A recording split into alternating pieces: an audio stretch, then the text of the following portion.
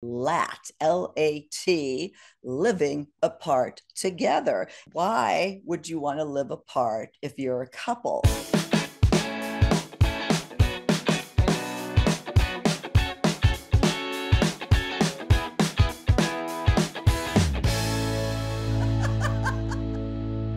Thank you so much for joining us today on Second Act TV. I am so happy to welcome back author and award-winning journalist Vicki Larson. Vicki, thank you so much for being here again today. Silky, thank you so much for having me. It's always a joy to talk to you and your viewers. Well, you have topics that speak so much to our audience, one of which we actually discussed a couple of years ago. You are considered to be an expert on the topic of LAT, LAT, living apart together. And you just wrote a whole book on it. You just wrote a whole book on it, on how to make these relationships work. So that's what I want to concentrate on today, because this topic, as I read in your book and just other resources, is something really that is spurred on by our demographic, by older people. So let's talk about that. What exactly is LAT, just in case somebody doesn't know yet? Okay, so living apart together in its technical definition is you are a committed couple, other people see you as a committed couple, and you Mhm. don't share the same residence. Basically, having separate spaces Mhm. within a committed, loving relationship is the Mhm. kind of And term. that is so hard for people to wrap their head around, Oh, yeah. is why would you want to live apart if you're a couple? Ironically, when we first talked, that was me. Paul and I were a live apart together couple for almost 10 years. We live together now. And a lot of what you say in the book, we're experiencing.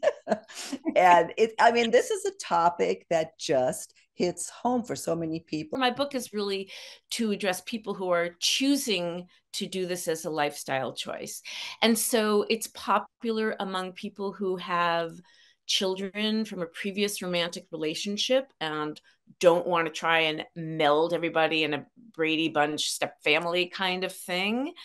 For people in our age demographic, many of us are divorced or widowed, and many of the women are like, well, been there, done that. And so they choose it as a way to quote unquote undo gender because they're trying to avoid, and I think all the women will understand what I'm talking about, all the caregiving and the caretaking and housekeeping that very often comes in heterosexual relationships. Mhm. Another reason that it's attractive to some people is it's a way to salvage a marriage because there's too muchness under one roof. They consider living separately as an investment in their marriage to make it stronger and better. For our age group in particular, I think, as you said, it's largely driven by women It who is. want to maintain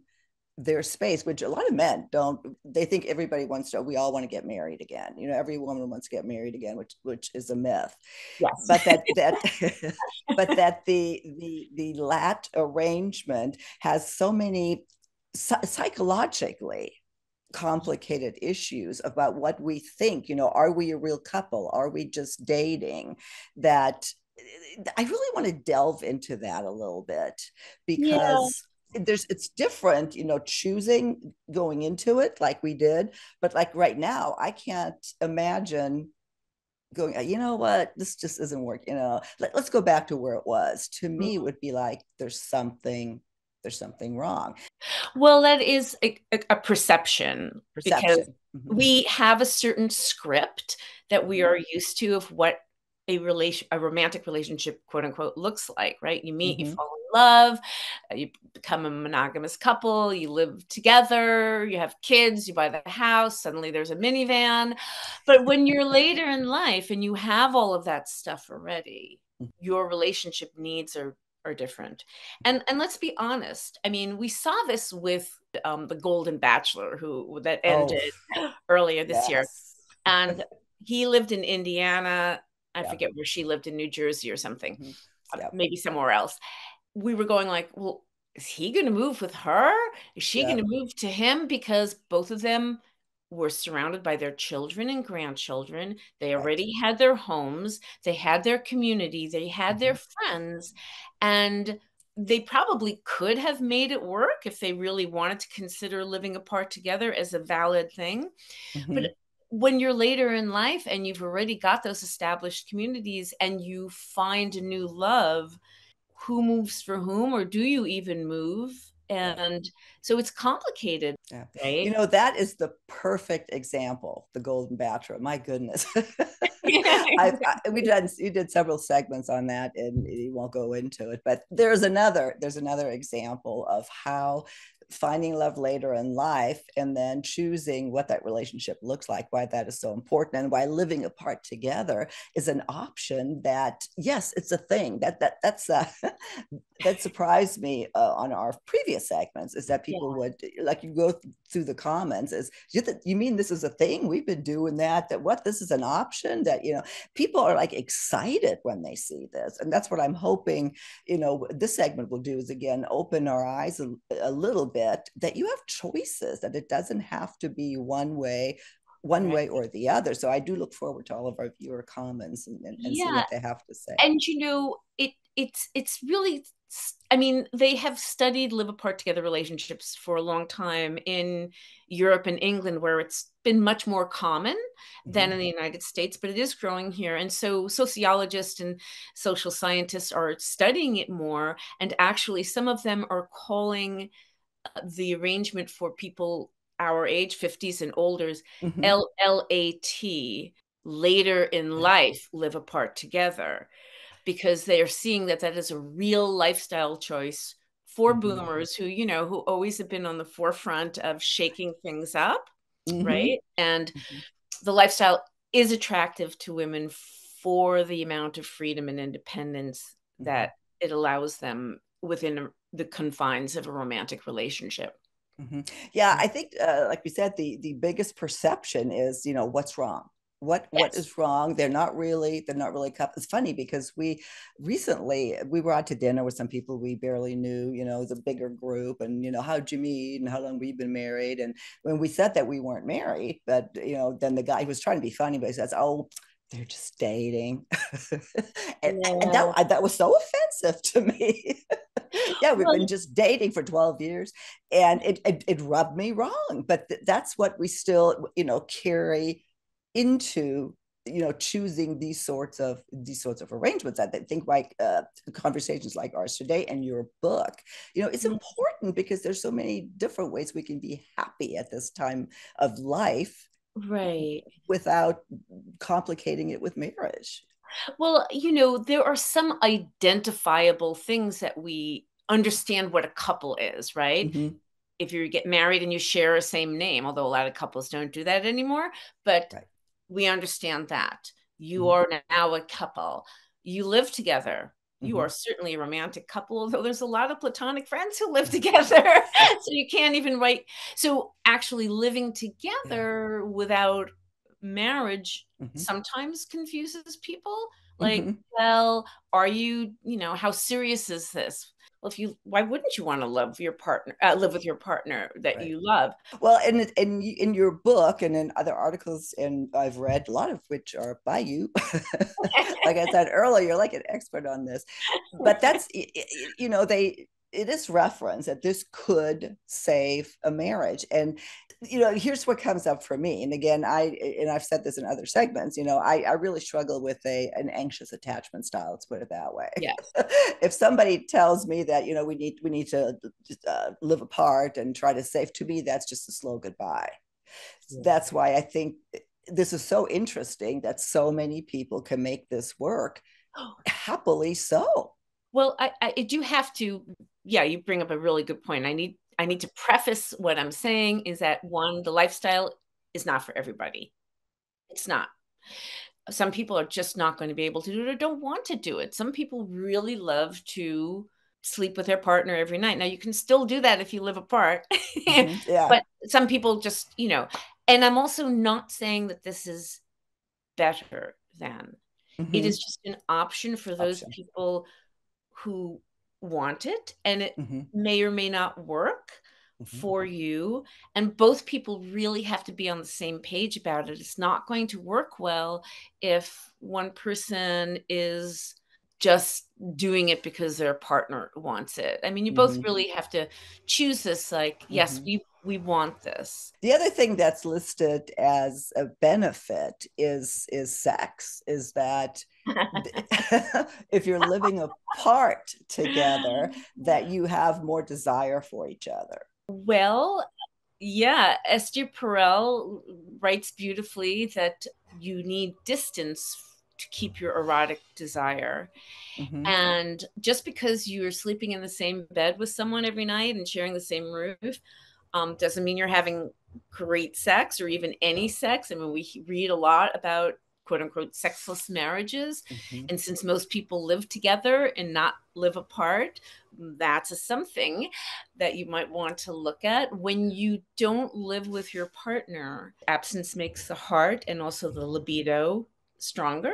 When you don't live with your partner, you kind of idealize them. You think Mm-hmm. about the good stuff about them and all the things you love about them. Where Mm-hmm. often when you're sharing the same space with someone, you're focusing on all the negatives. I Irritating. was a pile maker and it drove my former husband crazy. Or the people who, leave the toilet seat up or Mm-hmm. put the toilet paper on the wrong way. A lot happens in the bathroom, or forgets to put the cap on the toothpaste. Yeah. And so those are all negative. Those do not stroke erotic desire, right? Mm-hmm. Right. Um, when you can't be with your partner all the time, Mm-hmm. you do miss them. You do miss them. And that often leads to better or more often or more fulfilling sex. Yeah, and intimacy. And you also have to find new ways of intimacy to keep it kind of going, Mm-hmm. right? One of the experts I quote in my book talks about keeping it on a simmer, so you Mm. have to be more intentional about keeping that erotic Yeah. desire alive. Yeah, no, lots to think about. I think it's a fascinating subject. Fascinating. And I look forward to the comments on this and questions, and we'll address this. I know you'll be reading the comments. Vicki, one thing that comes up over and over and over again when, like, in comments or in articles I've read, is that living apart together, the downsides is that it's more prone to infidelity, that's what people worry about, that if you give someone too much space, they're more prone to maybe keep their options open. How do you answer that? Well, okay. So, we don't really know how many people are cheating on their partners. However, I think the rates are anything from 12% to 75%, depending who you ask, because most people aren't really honest about that. But we Right. saw during the Right. Ashley Madison debacle several years ago, clearly there's some cheating going on. Yeah. And since the majority of those people are not live apart together people, Right.